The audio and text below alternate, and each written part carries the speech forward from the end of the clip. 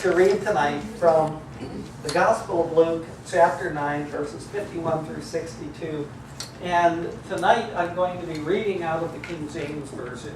And it's page 1354 in your Journey Bibles if you would like to read along with us.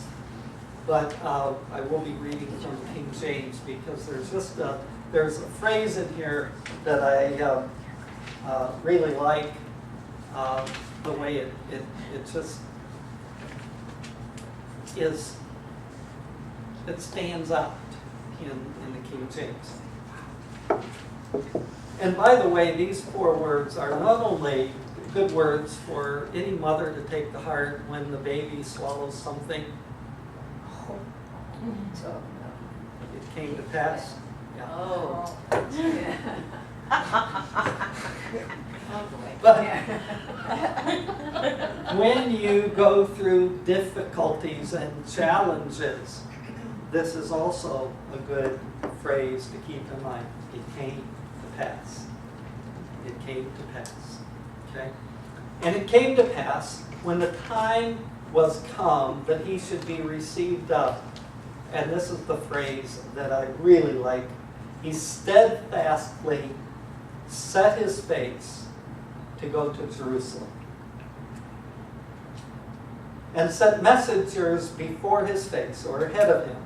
And they went and entered into a village of the Samaritans to make ready for him. And they did not receive him because his face was as though he would go to Jerusalem.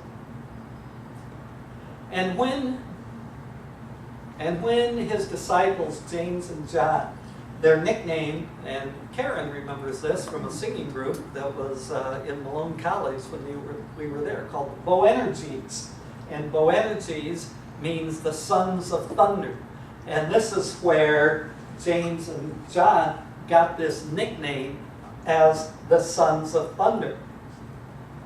When his disciples, James and John, saw this, that they were not being welcomed, they said, "Lord, wilt thou that we command fire to come down from heaven and consume them, even as Elias did?"